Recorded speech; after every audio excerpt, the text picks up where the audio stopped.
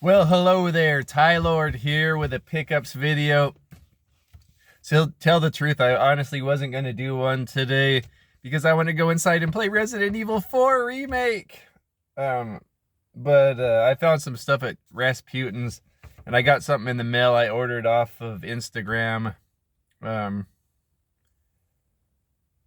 so I'll get to the video games first. I think this was like 20 bucks for all of these. Rasputin prices are starting to finally go up. I thought for years they you could get stuff for $1 or 50 cents or $2 as far as video games, but this older stuff now they're starting to put a little bit higher price on it. I'll start with this game, Onimusha Warlords.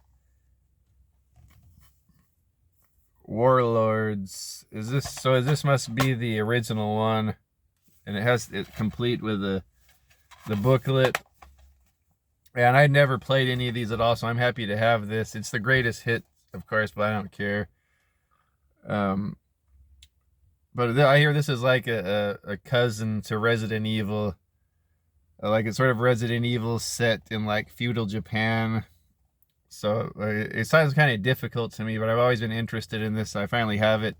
This is one of those games I'm glad to have in my collection because it's closely tied to Resident Evil. I think it's like kind of like a cousin to Resident Evil. Also like Dino Crisis and maybe The Haunting Ground and probably even Dead Rising and maybe Devil May Cry. They're all kind of like sort of related to like with the Resident Evil development and all that. So happy to have this. I'll get back to you on that. I don't know when I'm going to play this because I'm probably going to be playing Resident Evil 4 Remake over and over and over for the next year. On to Xbox, the 360. I had to pick this up because it's like one of my favorite games ever. Probably my favorite Western RPG, action RPG, Oblivion, The Elder Scrolls 4. I think I already have a couple of copies of this, but this has the map. Well, this is a nice textured map and the guide and all that. And it has a little insert here that's talking about the strategy guide, or it has the manual in there. But and that was $2. So I might give this to someone that needs it. I got to share the love of Oblivion. Fantastic game. You can really get immersed into that. Probably my favorite Mortal Kombat game here. I don't know if this is that great of a deal, but I could always go trade it for credit at the retro shop. I got Mortal Kombat, aka Mortal Kombat 9. Probably my favorite Mortal Kombat. I was just watching my boy Omega Ace Gaming play through all these. I think every Friday night he's been streaming every Mortal Kombat from 1 through 11, and he just finished up on this one last night, I believe. But I already have this one, but I thought that would be a good trade or a gift for someone. Resident Evil Revelations, I didn't have that one. That was $8, which I think I kind of overspent, especially for Rasputin. Something like this would have been like $3 before. But this is a cool game. I love this one.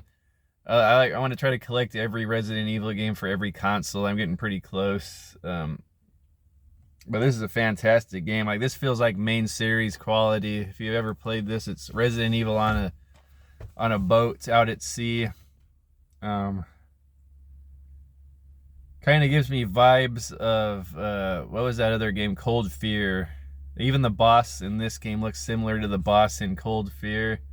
And you can actually do co-op with this online. I remember one time I was playing this online with a dude. Like you can go through the entire ship, and there's like a casino and rooms and everything. It's a huge ship you can explore with a buddy. And I remember a dude and I were playing this online. I don't know what his name was. I wasn't talking to him, but we had played this for like a few hours going through this ship. And then at one point I died and we lost all of the progress. Yeah, there's like crazy. Yeah, there's like a food court in here. It's almost like a city on a ship. This game with all these scary monsters on here. Jill Valentine's in it. Chris is in it. So it feels like a main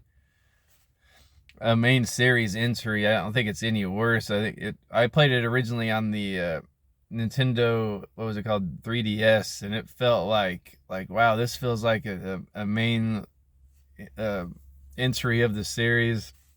And then there's like 3 little stories going on at once. You can switch between different little campaigns going on.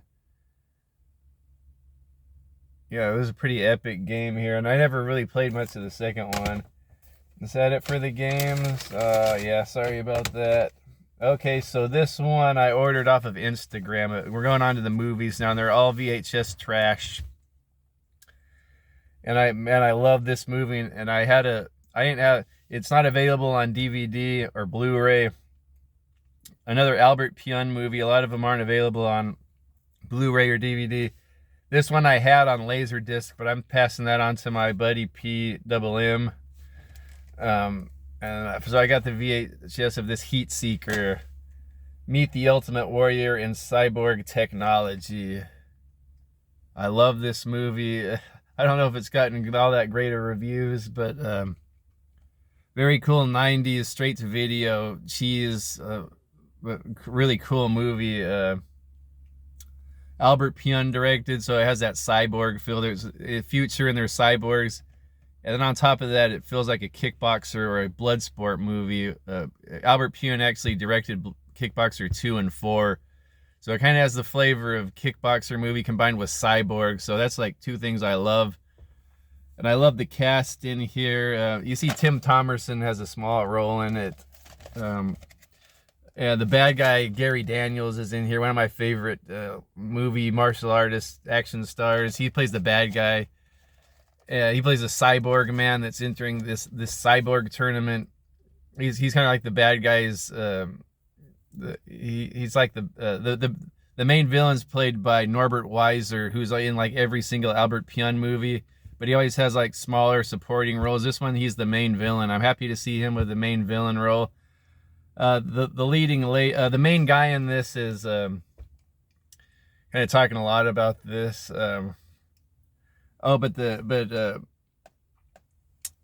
Gary Daniels is Norbert Weiser's fighter, and he's part machine.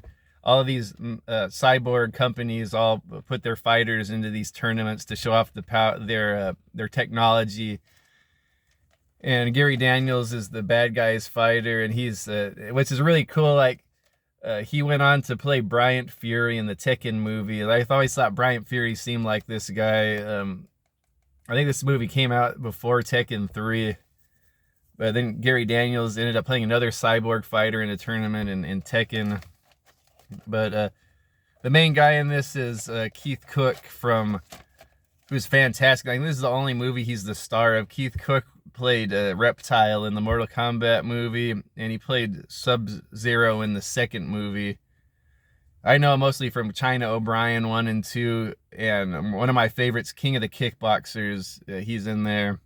But he's the main star in this, and Keith Cook plays a guy named Chance O'Brien, which is a cool name. But he's the only fighter in this tournament that's completely human, and he's still tearing it up in this tournament. He has no cyborg modifications on him. He's just all natural, and he's smashing all these cyborgs, and all these companies hate him.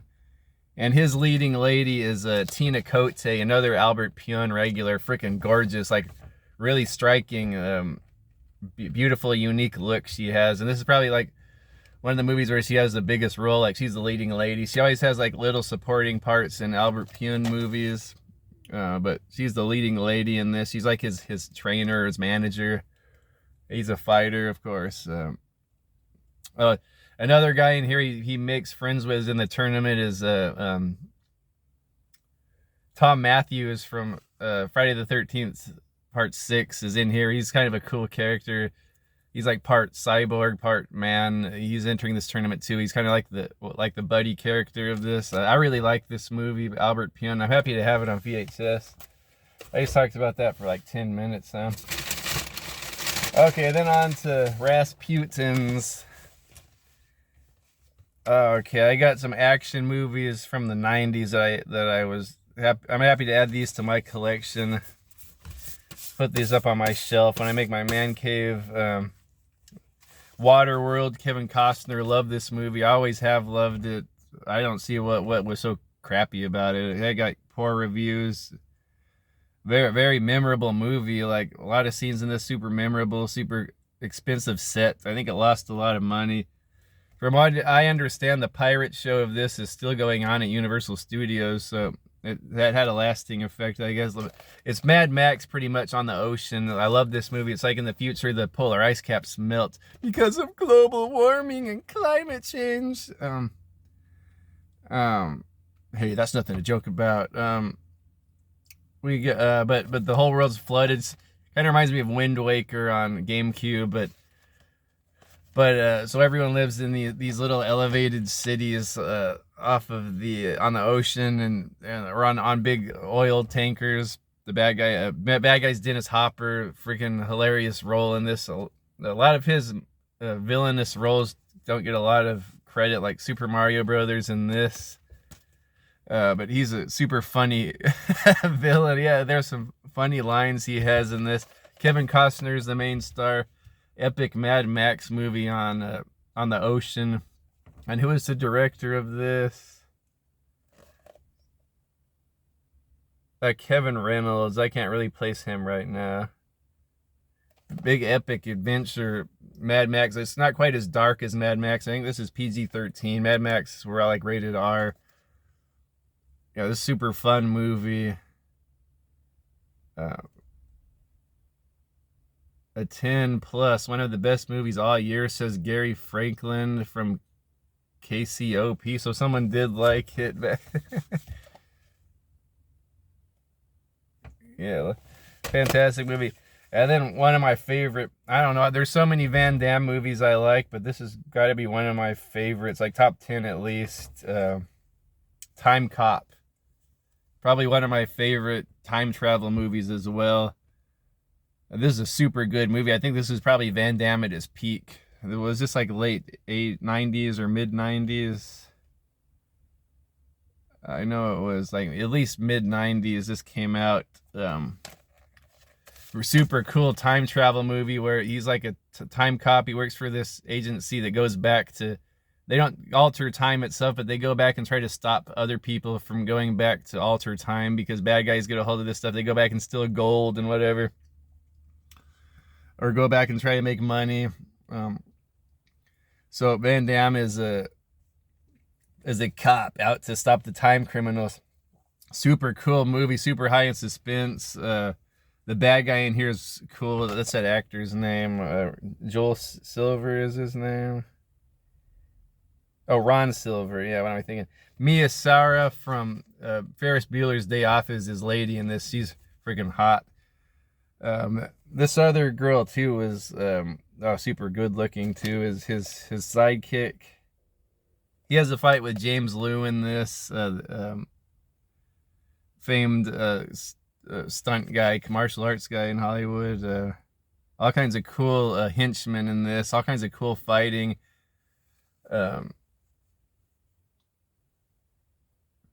Yeah, I really love this movie. Directed by Peter Heim, is one of my favorite directors. Who did Outland with Sean Connery and Hanover Street. A lot of movies he did I like. Then a couple Stallones. Stallone and Judge Dredd, which I kind of enjoyed. I know this one didn't get a lot of praise, but it's got Armand Asante the bad guy, and I think he plays his evil brother, which is hilarious because that old movie, Paradise Alley, the wrestling movie, Armand Asante played Stallone's brother in that. Wonder if they've ever played brothers in any other movies. Directed by Danny Cannon. It's been a while since I've seen this. I remember it had fun set designs and fun and cool comic booky looking effects. Rob Schneider's in it. Diane Lane. Joan Chen from Twin Peaks is in it. Oh, Jurgen Prochnow is in it. And Max von Sydow. Music by Alan Silvestri. So that's winning combinations. Here's another really good one. Demolition Man. I forget if I had that or not. Most entertaining futuristic action since the original Terminator. I don't think that's very arguable. Terrific action and humor. Yeah. I think this one went over well. Did this one just gain a cult following, or was this always popular? I think this one was already always high praised. Stallone and as a cop and his rival, the criminal Wesley Snipes, get frozen they come back out of cryo freeze in the future when it's like dystopian, everyone's pussies and no testosterone. So these guys are like men above anyone else in this new society. But yeah, super cool, like dystopian action movie with humor comedy. I think it was the first time I'd seen what's her name, who still looks hot. Like she's got to be 60 by now. Little what's her name, Sandra Bullock. Oh, she might have been in Speed before this, actually. Yeah, Wesley Snipes is a cool villain. He kind of reminds me of like a Batman villain, like he would be the Joker or something. He might have been a good Joker, Wesley Snipes. Uh, yeah, fun movie. I think Rob Schneider was in this too. Directed by Marco Brabilia. Produced by Joel Silver, Michael Levy. Okay, very good. Yeah. Is that it? Yeah, I didn't have much this week. I did this under 20 minutes. I'm getting lazy with my videos. But why make videos when I could go inside and play Resident Evil 4 Remake? Sorry about last week's video, too. I was so engrossed with Resident Evil, I didn't get to my comments on my video, but I think I got to them eventually. Yeah, that's been consuming my life. All at work, I just want to go home and play Resident Evil 4 Remake. I was kind of iffy about it at first, but after beating it, like, it's a fantastic remake. I was kind of turned off how a lot of stuff was different, but I guess different isn't bad, because the game overall, it kind of has the same vibe, but it's a totally different game. It's hard to say about that one, because it's the same game, yet it's not. Like, all the puzzles and the way you come at areas are different. It's just crazy that, like, the two best games were ever made are the same game for me. Like, man, it's just crazy. Like, why can't other games be that good for me? I don't know if it's just me or everyone else thinks that way, but just like the fighting and just the pacing of the game is just so perfect. Like, you don't want to put it down. I don't know, like it's like a remake, but certain parts are the same, but most of it's different, and they've added stuff and taken stuff away. I remember Resident Evil Remake, the original on GameCube, and the original PlayStation one. They kind of feel like the same game. Like, everything's laid out the same way, and it's the same map, just like it's enhanced graphics and improved production. And they added some stuff, but I think overall, like, they're the same game. Like, pretty much everything's located in the same spot, and you take everything in the same sequence of events. But this one is the same, yet it's very different. Like, pretty much every area looks familiar, but it's not quite the same. And certain areas you do before, like, they're mixed up in progression, like how you take them. Or sometimes you might start in an area you recognize, but you start at it from a different spot. And I've noticed, like, the village is the closest thing to the original. I thought it was just going to be a board by board remake of the original, because that village part was pretty much identical, the layout. But other than that, it gets kind of different. Like, they add a lot of stuff. The fish fight, or the big newt, or the big salamander you fight, or I guess it's more like a tadpole, that big lake monster you fight. That boss fight's pretty much the same. The El Gigante fight's about the same. The village chief is a little bit different, but similar. Salazar is a lot different. That boss fight. Verdugo is pretty much the same. Let's see. Krauser's very similar, but a little different, and it's not timed, which is a nice, which is nice. You don't have to rush it. And then the last boss, Sadler's very similar. Like, there's the area, the battleground's a little bit bigger, and then they add a little bit at the end, but it's pretty much the same. But other than that, like, all of the areas, like, a lot different, but wonderful pacing, wonderful puzzles, wonderful little scenarios. It's almost like a different developer made the same game, Kind of like how a lot of times back in the day, if one developer made a Super Nintendo game and a Genesis game, they'd be totally different games, yet the same. It's kind of weird. It's so crazy how good this thing is. I'm going on about the Resident Evil 4 remake. It's almost like you watch a movie adaptation of a game you really like, but the adaptation is really, really good. Or you watch a remake of a movie like that's actually really good. Like, I don't know if I've ever felt that before.